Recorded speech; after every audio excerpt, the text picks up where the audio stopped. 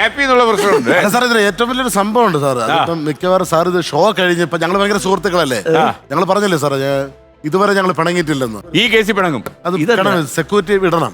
കാര്യം 1 കോടിയാണ് പ്രതീക്ഷ. അതെ, അതിലിവൻ വിഷയം ഉണ്ടാക്കും. കാര്യം ഇവന് 2 പെൺകുട്ടികളാണ്, എനിക്കൊരു ചെറുക്കനേ ഉള്ളു.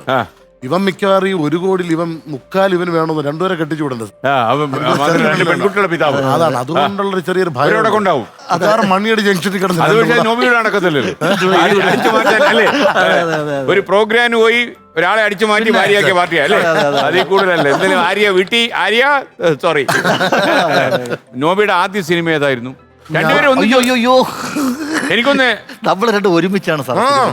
ഞാൻ പറഞ്ഞില്ല സാർ, നമ്മളാ മറ്റേ നിങ്ങൾ സിനിമയൊക്കെ ഒന്നിച്ചാണോ? സോങ് ആൻഡ് ഡ്രാമ ഡിവിഷനിൽ ആ പ്രോഗ്രാം കഴിഞ്ഞിട്ട് പിന്നെ ഞങ്ങളൊരു ഗ്രൂപ്പായി. ആ പരിചയക്കാരെല്ലാരും കൂടെ ചേർന്ന് ഒരു സംഘടന തുടങ്ങി തിരുവനന്തപുരത്ത്. അപ്പൊ ഈ അരുണൊക്കെ ഉണ്ട്. അപ്പൊ അങ്ങനെ ലെനിൻ സാറിന്റെ, ലെനിൻ രാജേന്ദ്ര സാറിന്റെ അന്യർ ഒരു സിനിമ. അപ്പൊ അതിൽ ഞങ്ങൾക്ക് 2 പേർക്കും ജൂനിയർ ആർട്ടിസ്റ്റ് ആണ്. വേറെ എന്തായിരുന്നു നിങ്ങളുടെ ജോലി? അയ്യോ, ഞങ്ങളെ ജോലി എന്ന് പറഞ്ഞാൽ നല്ല വേഷമായിരുന്നു സാർ. ആദ്യം ബസ്സിലിരിക്കുന്നത്, ബസ്സിലിരിക്കുമ്പോ നേരെ നോക്കാൻ പാടില്ല, ബസ്സിൽ ഇങ്ങനെ ഇരിക്കണം. കാര്യം വേറെ സീനിലുണ്ടായിരുന്നു ഞങ്ങള്. ഒരു പടത്തിൽ 4 അത് വേറെ വേഷമല്ലേ? അത് വേറെ വേഷം. അപ്പൊ പിന്നെ ആള് തികച്ചാൽ മതി. ജനറൽ ഹോസ്പിറ്റലിലെ ഡെഡ് ബോഡികളായിട്ട് കലാപം കഴിഞ്ഞിട്ട് കുറെ പേര് ശവം കിടക്കുന്നു. കിടപ്പുണ്ടായിരുന്നു. ഞാൻ ഇവനും ഉണ്ട്.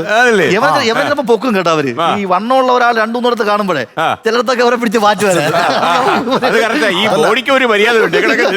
രാത്രി ഷൂട്ട് സാർ ജനറൽ ഹോസ്പിറ്റലിൽ, യഥാർത്ഥ ഹോസ്പിറ്റലിൽ തന്നെ ഷൂട്ട് ചെയ്താ ട്രിവാൻഡ്രത്ത്. അപ്പം ഇങ്ങനെ കിടക്കണം, ഒരു ഡെഡ് ബോഡിയിൽ നിന്ന് പുക വരുന്നു. ഒരു ഡെഡ് ബോഡിയുടെ സൈഡിൽ കൂടെ പുക നോക്കിയപ്പോ ഒരു അമ്മാവായി വീഡിയോ ഇരിക്കുന്ന ആരും ഒരു 1-2 മണിക്കൂറായതിന്റെ അടിയിൽ കിടക്കുന്നു. ഫുള്ള് പോകാൻ സൈഡിൽ കൂടെ വരുന്നു. അതൊരു കിടുന്ന കോമഡി ഉണ്ട്. അതായത് ആ ഷൂട്ട് അപ്പൊ നമുക്ക് ഈ വേഷങ്ങളാണ്. തീവ്രവാദി, മുഖം കാണത്തില്ല. അപ്പൊ അതിൽ ഏതെങ്കിലും വേഷത്തിൽ മുഖം കാണിച്ചോ സംവിധായകൻ? മുഖം. അപ്പൊ പിറ്റേ ദിവസം ഒരു 3-4 ദിവസം ഇങ്ങനെ പോയി. ഒരു ദിവസം അപ്പം അസോസിയേറ്റ് ചോദിച്ചു, ഇതിൽ കിണറ്റിൽ ഇറങ്ങാൻ അറിയാൻ ആരുണ്ടെന്ന് ചോദിച്ചു. നമ്മൾ 7 പേര് നിൽക്കുകയാണ്. ജോബി ആരും മുഖം കാണിക്കണം സാർ, എങ്ങനെയെങ്കിലും ജോബി കൈ കാണിച്ച് കിണറ്റിൽ ഇറങ്ങാം. അപ്പോഴത്തേക്ക് നമ്മളെല്ലാം പറഞ്ഞു കിണറ്റിൽ ഇറങ്ങണ വേഷം ആകുമ്പോൾ എന്തായാലും ക്ലോസ് കാണും. ഒരാളെ കാണിക്കണം. അവൻ രക്ഷപ്പെട്ട് ഡയലോഗ് ചിലപ്പം കാണും, അല്ലെങ്കിൽ ബോഡിയിലും. അപ്പോഴത്തേക്ക് ചെന്നപ്പോ എന്തായാലും സംഭവം അറിയാവോ? നമ്മുടെ പ്രൊഡക്ഷന്റെ ഫുഡ് വെച്ചേക്കണ വീട്ടിലെ തൊട്ടി കരട്ടി വിടും. അതെടുക്കാൻ അറിയാമോ? സിനിമേനെ തീരല്ല. നോബി ഞാൻ നോക്കിയപ്പോഴേ വെച്ച് വേഷം ഒരുക്കുന്നു. അപ്പൊ തൊട്ടി കരട്ടി വിടും. ഞാൻ നോക്കിയപ്പോ മുട്ടിന്റെ അവിടെ വരെ ജീൻസ് പൊക്കി വെച്ചിട്ട് കിണറ്റിന്റെ സൈഡ് ചെയ്ത് ഇങ്ങനെ നോക്കാം. എന്നിട്ട് അയാൾ പറയണ്, എനിക്ക് ഇറങ്ങണത് അഭിനയിക്കാനേ അറിയാമോ യഥാർത്ഥത്തിൽ. അതല്ല, എനിക്കൊരു ഇങ്ങനെ ശീലം ഉണ്ടാവും സാറേ. അതായത് ഈ കക്കൂസിന്റെ കുഴിയെടുത്താലും നമ്മളൊന്ന് ഇറങ്ങി നോക്കും. കിണറിന്റെ കിണറൊക്കെ വെട്ടുമ്പോ 1 തൊടിയൊക്കെ നമ്മൾ ഇന്ന് ഇറങ്ങും, വീണ്ടും 2 തൊടിയാകുമ്പോ ഒന്ന് ഇറങ്ങും. എന്റെ വീട്ടിലെ സംഭവമാണ്. സ്കൂൾ വിട്ട് വരുമ്പോഴാണ് ഓരോ തൊടി കൂടുന്നത്. വീണ്ടും 3 തൊടിയാകുമ്പോ ഇറങ്ങും. അങ്ങനെ എനിക്ക് അത്യാവശ്യം വണ്ണം ഉണ്ട്. അപ്പം പെട്ടെന്ന് കയറി വരാമല്ലോ.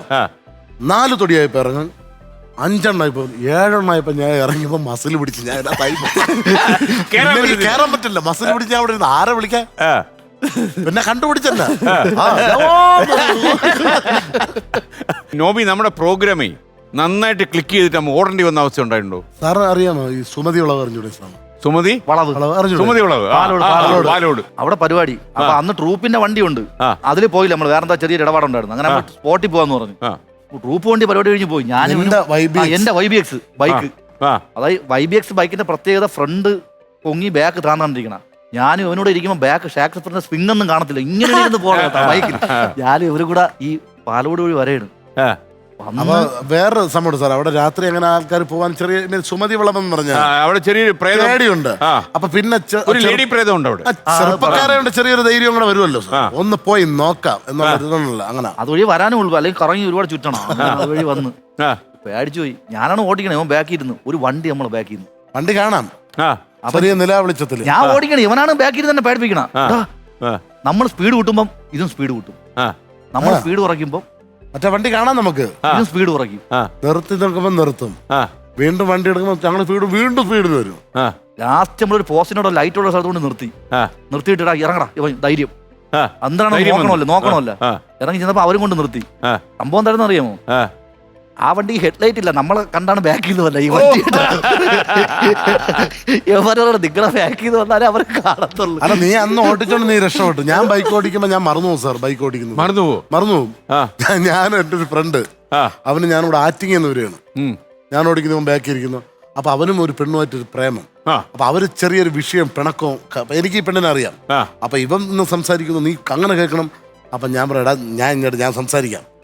അപ്പൊ പെണ്ണ് എനിക്ക് പരിചയമുണ്ടല്ലോ. അങ്ങനെ ഞാൻ സ്കൂട്ടർ ഓടിക്കും. ഞാൻ പറഞ്ഞു ഭയങ്കര വിഷയമാണ്. ഞാൻ പറഞ്ഞു അങ്ങനെയല്ല കാര്യം എന്ന് പറഞ്ഞാൽ ഞാൻ ബൈക്ക് ഓടിച്ചിരിക്കണം. എടാ ഇതിന്റെ വിഷയം എന്ന് പറഞ്ഞിട്ട് ഞാൻ നേരെ തിരിയാണ്. ഇവൻ ബാക്കി ഇരിപ്പുണ്ടല്ലോ, ബൈക്ക് ഓടിച്ചാൽ ഞാൻ തിരിഞ്ഞ് പിന്നെ ബൈക്കും വിട്ടിട്ട് ഇവനോട് സംസാരിക്കുകയാണ്. എടാ അങ്ങനെ വിഷയം എന്ന് പറഞ്ഞിട്ട് അപ്പം തന്നെ ഇടിച്ചു സാർ. ഇടിച്ച് കയറി എന്റെ പാന്റ് കീറിപ്പോയി സാർ. അതായത് എന്റെ പാന്റ് ഇവിടെ നിന്ന് ഇങ്ങനെ അങ്ങ് കീറിയിട്ടേ ഞാൻ പിന്നെ ഇങ്ങനെ നിപ്പായി. കാരണം വേറെ വണ്ടി വരുമ്പോ നേരെ നിക്കാൻ പറ്റില്ല, വിട്ടുപോയി പാന്റ്. ഞാൻ ഇങ്ങനെ പിടിച്ചു വെച്ചേക്കാണ്.